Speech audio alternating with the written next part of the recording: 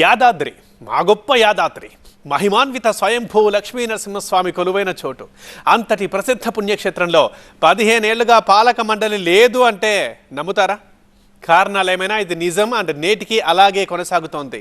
అయితే కాంగ్రెస్ ప్రభుత్వం ఆ దిశగా ప్రయత్నాలు మొదలెట్టిందట. దీంతో జిల్లా హస్తం పార్టీ నేతల్లో కొత్త ఆశలు మొదలయ్యాయట. ఇంతకీ దేవస్థానానికి నేతల ఆశలకి లింక్ ఏంటి అని అనుకుంటున్నారా? అయితే మరి మీరు ఈ స్టోరీ చూడాల్సిందే. టీటీడీ తరహాలో యాదాద్రికి పాలక మండలి, గుట్టపై మార్పులకు కాంగ్రెస్ ప్రభుత్వం కసరత్తు, పదవులపై కాంగ్రెస్ నేతల్లో ఆశలు మొదలయ్యాయా? ఆశావాహుల కన్ను ఆలయ ట్రస్ట్ మీద పడిందా? గత బీఆర్ఎస్ సర్కార్ 100 కోట్లతో యాదగిరిగుట్ట లక్ష్మీనరసింహస్వామి ఆలయాన్ని పునర్నిర్మాణం చేసి యాదాద్రిగా మార్చేసింది. తెలంగాణ తిరుమలగా ప్రసిద్ధికెక్కిన ఈ పుణ్యక్షేత్రానికి భక్తుల తాకిడి కూడా పెరిగింది. అద్భుత కళాఖండంగా రూపుదిద్దుకున్న ఆలయాన్ని వీక్షించేందుకు ఎక్కడెక్కడి నుంచో భక్తులు వచ్చి వెళ్తున్నారు. అయితే ఈ స్థాయి అభివృద్ధి కనిపిస్తున్నా ఆలయంలో గత 15 ఏళ్లుగా ధర్మకర్తల మండలి మాత్రం లేదు. 2008లో ఏర్పడిన మండలి 2010 వరకు కొనసాగితే ఆ తర్వాత ఆ ఊసే లేదు. దీంతో కొత్తగా కొలువుదీరిన కాంగ్రెస్ ప్రభుత్వం టీటీడీ తరహాలో యాదాద్రిలోనూ పాలక మండలిని ఏర్పాటు చేయాలని నిర్ణయించింది. ఆ దిశగా చర్యలు చేపట్టాలని ఇప్పటికే సీఎం రేవంత్ రెడ్డి అధికారులను ఆదేశించారు.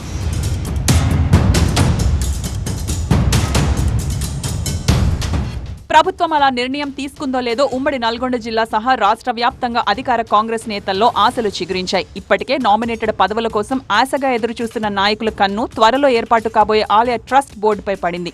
అయితే ఆలయ పాలక మండలి సభ్యుల ఎంపికలో ఆధ్యాత్మికత, సేవాగుణం, సచ్చీలత వంటి అంశాలను ప్రధానంగా పరిగణలోకి తీసుకోవాలని రేవంత్ సర్కార్ భావిస్తోంది. పాలక మండలి పదవులు నామినేటెడ్ అయినప్పటికీ ఆ స్థానానికి గౌరవాన్ని తెచ్చేవారిని ఎంపిక చేయాలని రేవంత్ అండ్ టీం ఆలోచిస్తున్నట్లు తెలుస్తోంది. అయితే రాష్ట్రంలో కాంగ్రెస్ పార్టీ అధికారంలోకి వచ్చినాటి నుంచి నామినేటెడ్ పదవుల కోసం నేతలంతా కళ్లల్లో ఒత్తులేసుకుని ఎదురుచూస్తున్నారు. ఇప్పటికే తొలి దశలో పలువురికి కార్పొరేషన్ పదవులు దక్కాయి. ఇప్పుడు రెండో దశ పదవుల పందేరానికి కసరత్తు జరుగుతున్న వేళ ఆశావాహులంతా లాబీయింగ్లో స్పీడ్ పెంచారు. వందలాది మంది కాంగ్రెస్ నాయకుల పోస్టుల కోసం పోటీ పడుతున్నారు. అయితే ఇప్పటి వరకు పదవులు దక్కని వారికి త్వరలో ఏర్పాటు చేయబోయే యాదాద్రి పాలక మండలిలో స్థానం కల్పించాలని సీఎం రేవంత్ భావిస్తున్నారు.